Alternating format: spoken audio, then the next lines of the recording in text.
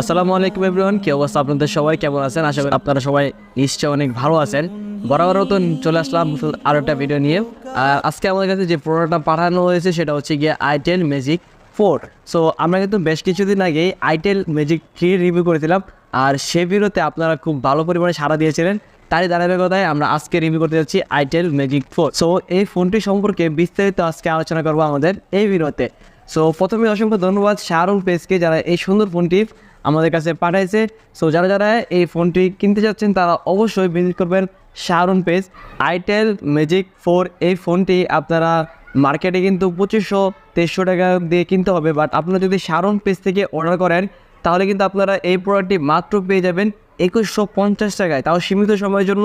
Link description বক্সে দেওয়া আছে, সেখান থেকে চাইলে আপনারা খুব সহজে এবং সুলভ মূল্যে এই প্রোডাক্টটিকে অর্ডার করতে পারবেন।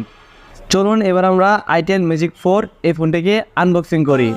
বক্সটিকে ওপেন করার সাথে সাথে আমরা কিন্তু পেয়ে যাচ্ছি আমাদের কাঙ্ক্ষিত ফোনটি আইটেল ম্যাজিক 4। সো ফোনটির কাছে আমরা কিছুক্ষণ পরে আসছি।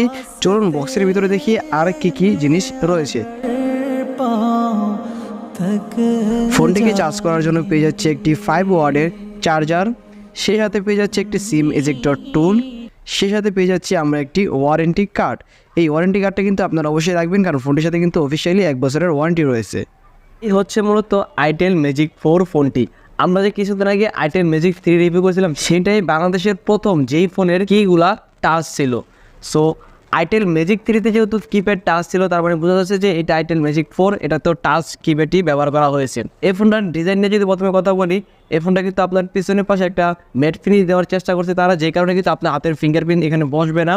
পিছনের থেকে তারা যে 3টা ক্যামেরার মডিউলটা ইউজ করছে, এটা কিন্তু কারো না কারোর সাথে মিলে যাচ্ছে। আপনারা বুঝতে পারতেছেন কারোর সাথে মিলে যাচ্ছে, নাম বললে চাকরি থাকবে না। এবার আসি আমরা পিছনে যে ক্যামেরাটা তারা ব্যবহার করছে এই ক্যামেরার প্রসঙ্গে। এখানে তারা যে ক্যামেরাটা ব্যবহার করছে, এই ক্যামেরা দিয়ে আমি 3-4টা ছবি তুলেছিলাম। অ্যান্ড একটা ফিচার ফোনের সাথে যদি আপনারা কম্পেয়ার করেন তাহলে বলবো যে না, ফিচার ফোন হিসেবে এর ছবিগুলোও কিন্তু সুন্দর। আর ফিচার ফোন দিয়ে তো আপনি অ্যান্ড্রয়েড ফোনের মতো ছবি তুলতে পারবেন না, আর ফিচার ফোন হিসেবে এই ফোনের ছবি কোয়ালিটি আমার কাছে ভালো লেগেছে।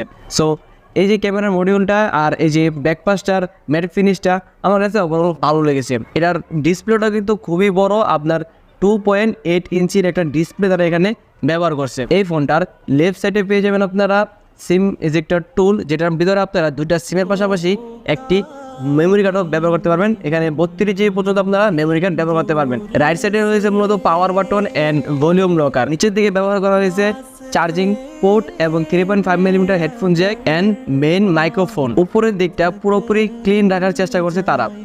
আর এতে কিন্তু আপনার একটা স্পিকার ব্যবহার করা হয়েছে, যেটা কিন্তু এখানে উপরে, এটাই কিন্তু আপনার কলিং স্পিকার এবং কি আপনার মেইন স্পিকার হিসেবে কাজ করবে। এই যে ফোনটি, এটি কিন্তু বক্সি শেপের একটি ফোন, থিকনেসটা একটু মোটা।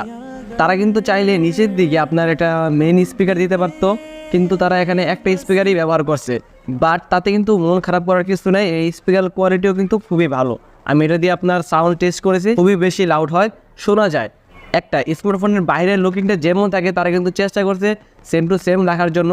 এবং আপনার যদি ডিসপ্লে দিকে তাকায় তাহলে সবাই মনে করবে যে ডিসপ্লেটা হয়তো টাচ, কিন্তু আসলে ডিসপ্লেটা টাচ না, এটা যে কিগুলো রয়েছে সেগুলো টাচ। আর এখানে বাটনের বদলে এই টাচ সেন্সরটা ব্যবহার করা হয়েছে। আর এর যে কি প্যাডটা আমার কাছে খুবই সুন্দর লাগছে, আমি টাচ করার সাথে সাথে কিন্তু এই কিপ্যাডগুলো মানে আপনার রেসপন্স করে। সো এইটা আমার কাছে ওভারঅল ভালো লেগেছে। এবার আসি এই ফোনের ভিতরের দিকে। এই ফোনে ব্যবহার করা হয়েছে জাভা অপারেটিং সিস্টেম। সো এর ফলে কিন্তু আপনারা এখানে ইন্টারনেট ইউজ করতে পারবেন, অপেরা মেনু দেওয়া আছে, আপনারা ফেসবুক ইউজ করতে পারবেন এবং গেম খেলতে পারবেন। এবং কি আপনারা চাইলে বিভিন্ন জাভা যে অ্যাপ্লিকেশনগুলো আছে সেগুলোকে ইনস্টল করতে পারবেন এটার মাধ্যমে। সো এই জিনিসটা আমার কাছে খুবই ভালো লেগেছে। আপনারা যারা এই ফোনটা কিনবেন তারা কিন্তু অবশ্যই এই জিনিসটা ট্রাই করবেন। এই ফোনটা আমার কাছে খুবই ভালো লেগেছে, এটার লুকিংটাও যেমন অসাধারণ, এটার ভিতরে যে ফিচারগুলো আছে সেগুলোও অসাধারণ। কারণ একটা বাটন ফোনে যা যা ফিচার থাকে সবগুলো এখানে আছে, তাছাড়াও কিছু এক্সট্রা ফিচারও কিন্তু এর ভিতরে রয়েছে। তাছাড়াও যদি বলে এর কিপ্যাডগুলো খুবই সুন্দর রেসপন্স করছে, যেহেতু এতে জাভা ব্যবহার করা হয়েছে। আপনি চাইলে বিভিন্ন অ্যাপ্লিকেশন ডাউনলোড করতে পারবেন, ব্যবহার করতে পারবেন, ইন্টারনেট ব্রাউজিং করতে পারবেন, ফেসবুক ইউজ করতে পারবেন, সব কিছুই এখানে ওভারঅল ভালো লেগেছে। সো ওভারঅল এই ছিল আজকের মতন ভিডিওটি দেখার পর সিদ্ধান্ত নেওয়ার পালা হচ্ছে আপনার, আপনি ফোনটি কিনবেন কি কিনবেন না। আমার কাছে যদি বলেন আমি বলবো যে হ্যাঁ, এটা 100% রেকমেন্ড করা যায়, কারণ এই দামে এই ফোনটা খুবই সুন্দর। চাইলে আপনারা এই ফোনটা কিনতে পারেন। এবং বাজারের সবচেয়ে কম দামে যদি কিনতে চান মাত্র 2150 টাকা, তাহলে কিন্তু শাহরুন পেজ ভিজিট করবেন। দেখা হচ্ছে পরবর্তী ভিডিওতে। সে পর্যন্ত ভালো থাকুন, সুস্থ থাকুন, আল্লাহ হাফেজ।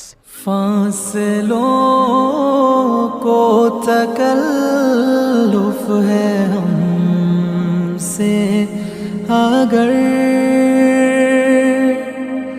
हम भी बेबस नहीं बेसहारा।